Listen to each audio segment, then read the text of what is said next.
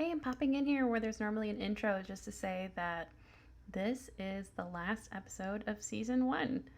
I am so proud of what we've been able to do with this little Space Western podcast, and I'm so happy to see where it goes from here. If you're enjoying Tales from the Ridge, I would super appreciate it if you could give it a rating on whatever podcast platform it is you're listening to. It really is instrumental in finding new audience members, which is a hard thing to do when you're a little indie podcast. If you really, really love Tales from the Ridge, you can support this and all the other writing that I do on Patreon. Just head to patreon.com/ReLevyAuthor and you'll find me. And thanks so much for listening.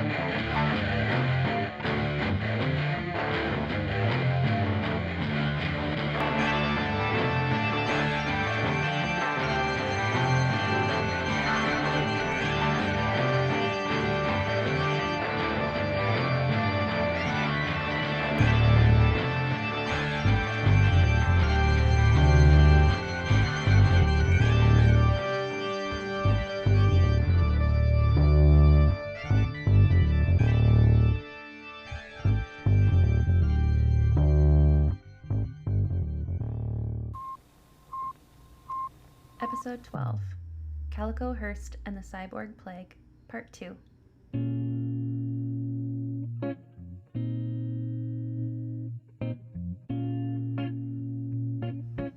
The communicator hum dimmed as Calico slipped off the headset.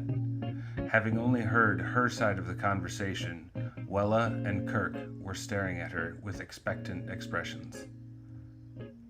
"Well?" asked the young cyborg. "Is your friend going to help us?" Calico smiled broadly. "Of course she is." Wella gave a loud whoop and smacked her brother in the shoulder excitedly. "What's the plan?" asked Kirk in much more subdued tones. Calico sketched out the rudimentary idea she and Cash had come up with together over the communicator. While the words poured out of her, she could feel her heartbeat elevating with every syllable. By the time she finished, her cheeks were flushed, and her hands twisted in and out of fists at her sides. Kirk took a deep breath, the power source in his chest whirring with life as he did so. "Are you hungry?" "Oh, Calico hesitated. "I couldn't impose." "It's the least we can offer you," Kirk said authoritatively as he led her out of the shack and back out into the dusty street, Wella giving a goodbye wave as she turned back to the communicator. "But your resources are so..." Kirk raised a palm up in front of her, and Calico's words ground to a stop. Even she knew when protestation was rude. "Come on," he said softly, and the two of them turned into a metal alley of lean-tos. There were sounds of life here, voices, the scent of food cooking, laughter even. Kirk strode casually through another cloth doorway and into a small, one-room home lit by a single bare bulb.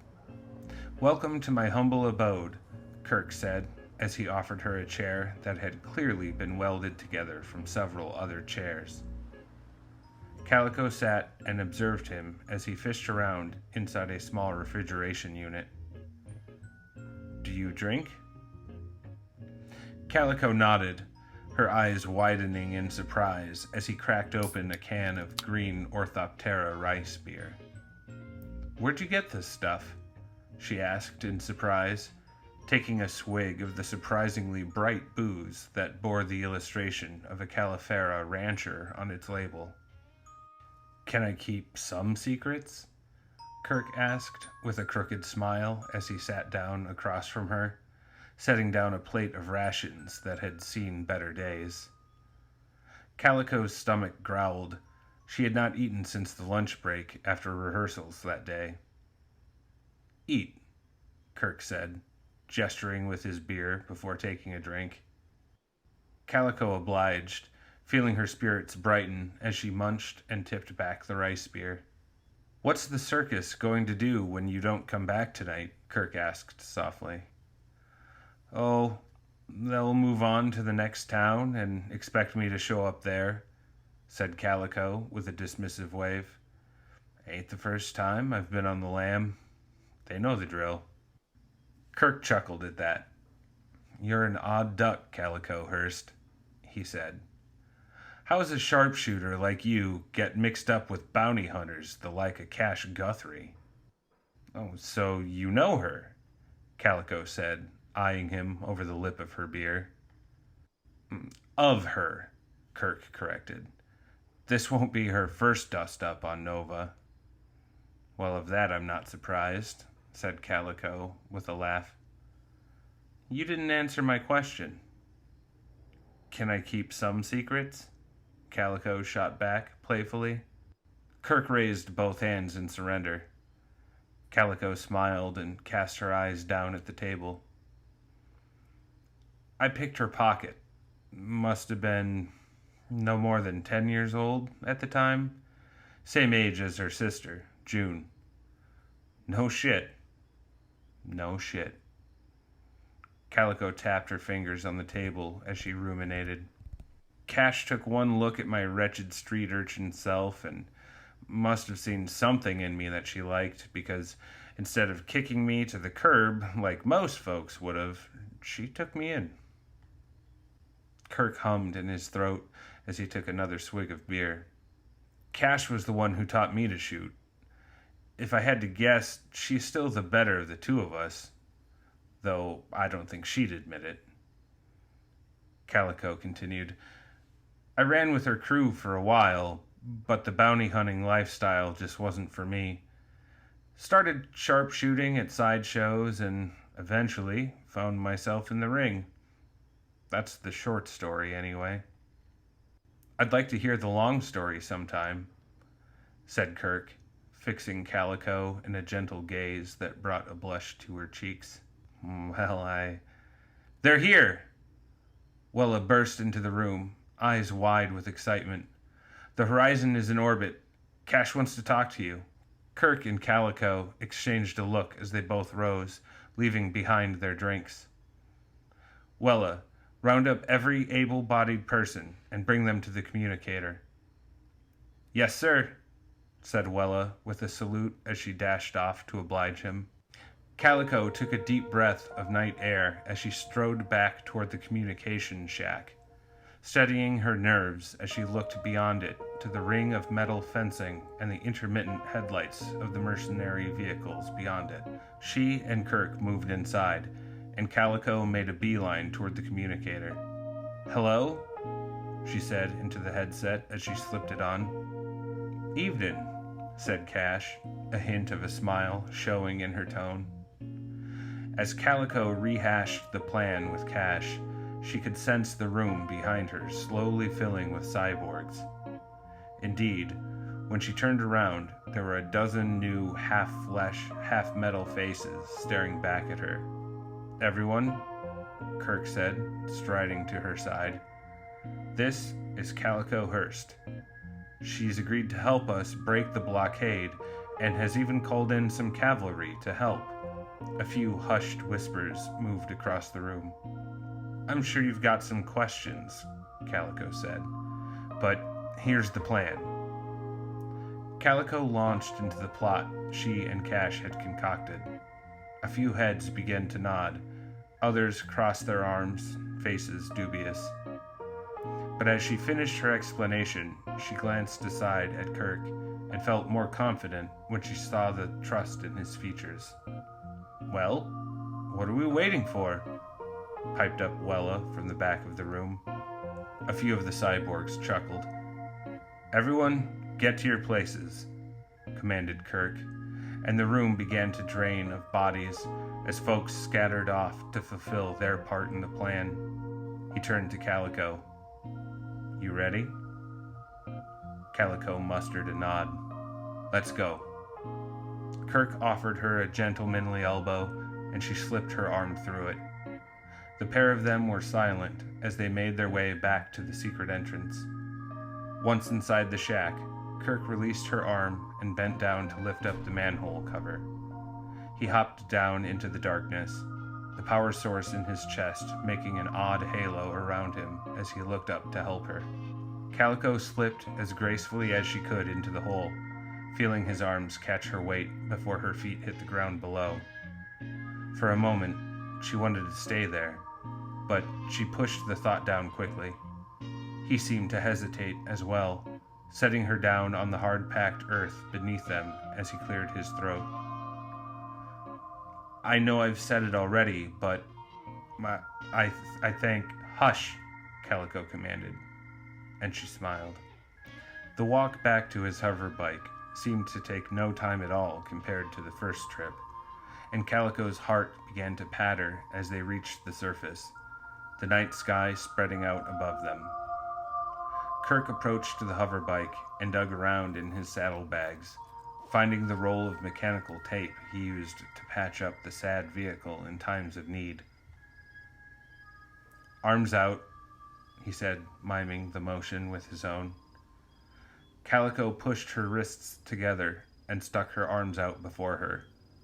Kirk held her gaze for a half-second before beginning the task of binding her arms together with the tape. It was a loose hold, but looked effective enough. He stepped closer, and Calico took in a sharp breath through her nose.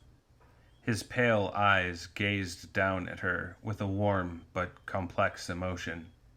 "I've got to cover your mouth now," he said quietly. Calico nodded and watched as he tore off a small strip of the tape. She pressed her teeth together as he took another step, only inches between them now, using the organic hand to gently slip the tape over her lips. Calico let out a muffled squeak as his arms lifted her suddenly into the air like a bride on her wedding day.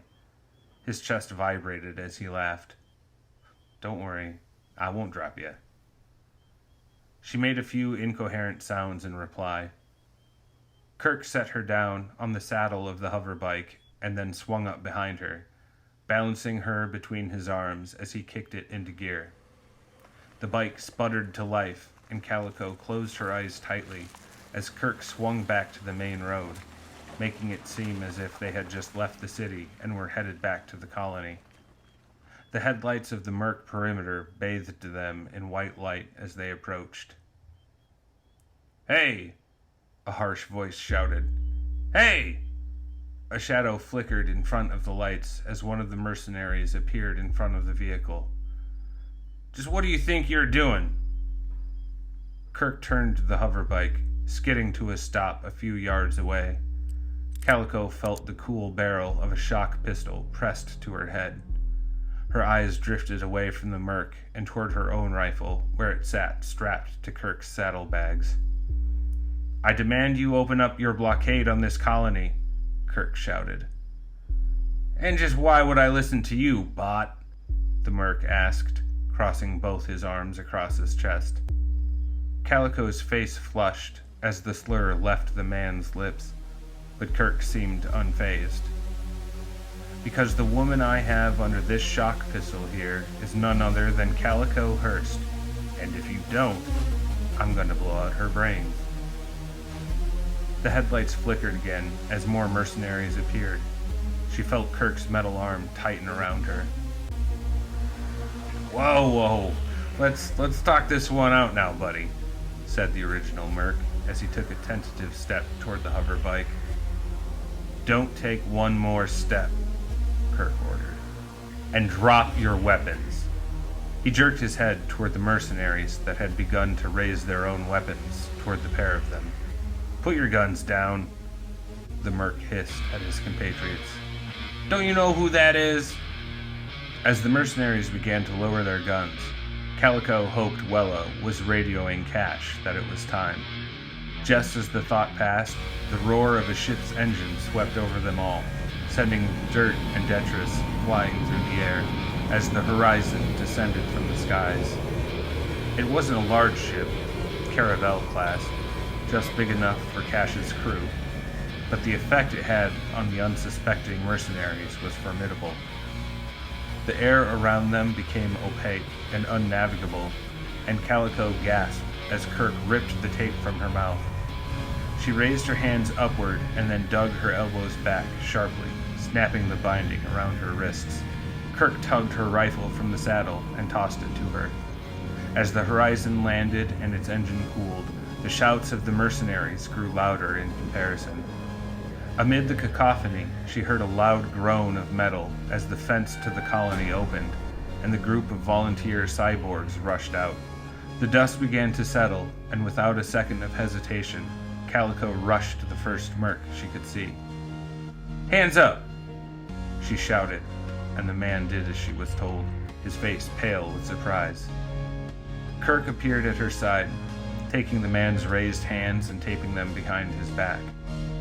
Calico watched as the other cyborgs did the same to the mercs who had stepped from their vehicles.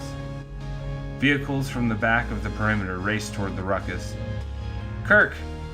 Calico pointed toward the motor carriages as they approached. Kirk said not a word. With the other cyborgs' help, they grouped the current captives in a circle, weapons pointed toward them. As the rest of the mercenary vehicles neared, a line of hover bikes descended from the horizon, splitting up and cutting the motor carriages off from the scene. One of the mercenaries poked his head out to observe the action. "Now what in tarnation is this?" he asked loudly. "This is a run on your little blockade here," answered back Cash. "And just who?" "That's enough questions," Cash barked back, pulling the action on her pistol. "You run along now and tell your mayor that this here cyborg colony is under the protection of Cash Guthrie, and unless he wants my boot up his ass in a more literal way, he's gonna leave them well enough alone. You hear?" The mercenary seemed to ponder this for a moment. "Oh yeah," said Cash, gesturing toward the huddled group of mercs that were held hostage. "Take your trash with you." Kirk, Wella, and Calico led the bound and gagged mercenaries toward the motor carriages at gunpoint, and under the watchful gaze of Cash's gun, they were hauled up into the trucks by their confused brethren. The motor carriages rumbled off, leaving a trail of dust to settle slowly behind them. There was a moment of stillness before a loud cheer went up from the gathered cyborgs and the colony behind them. Cash turned and fixed Calico in a triumphant smirk. "That ought to do it." Calico rushed forward as Cash swung off her hoss and encompassed the woman in a hug. Cash's arm squeezed her back. "You gotta stop getting yourself into these situations," Cash murmured into Calico's hair. "Thanks for always getting me out of them," Calico said as she pulled back from the hug with a grin. There was a loud squeal as June Guthrie hopped off her own bike and sprinted across the space between them, practically tackling Calico into the dirt. "I hate to break a blockade and dash, but we were in the middle of something before you called," Cash said with a chuckle. "Aww," both June and Calico whined in unison. "Come on now. We'll have a proper reunion in a few days after we wrap up this contract. Maybe come see your show. How's that?" "That would be lovely," said Calico, before giving both women another bear hug. She waved as Cash's crew drove their hover bikes back into the belly of the horizon. Kirk's voice came to her through the cool night air. "Wella, take a few healthy folks and these motor carriages and head on down to Bodie to get supplies and medical help." "Wait!" Calico turned. "That's where the circus is headed. I'll hitch a ride with you." Kirk eyed her with a complex emotion as Calico approached the truck that Wella looked much too small to drive. All right, well, get on. We're headed out right away. No time to waste, said Wella triumphantly as she turned the ignition. You know, said Kirk quietly, I could drive you there myself on the bike. You could spend the night, get some rest, finish that beer. Calico turned her head slowly to gaze at him. You know, on second thought, that sounds awful nice. Gross, shouted Wella as she drove the motor carriage away. Bye, Calico shouted back with a laugh. Kirk and Calico watched the small caravan of vehicles as they grew smaller in the distance. For the first time in a long while, it feels like everything might turn out all right, Kirk finally said, his voice tentative and soft. Don't get sentimental on me, Calico said, raising herself up on her tiptoes to kiss him on the cheek. Kirk cleared his throat. Come on, Calico urged, trotting back toward the colony. The beer ain't gonna taste any better warm.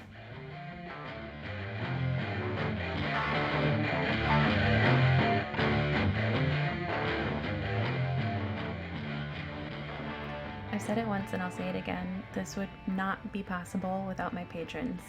And so I'm going to give them a shout out right now as promised.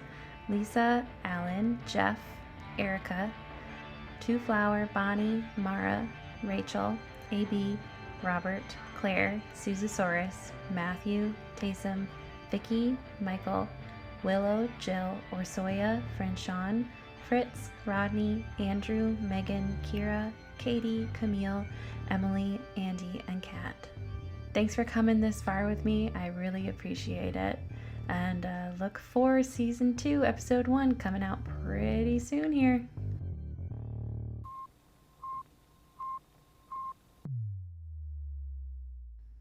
What's the plan? Asked. Oh my god.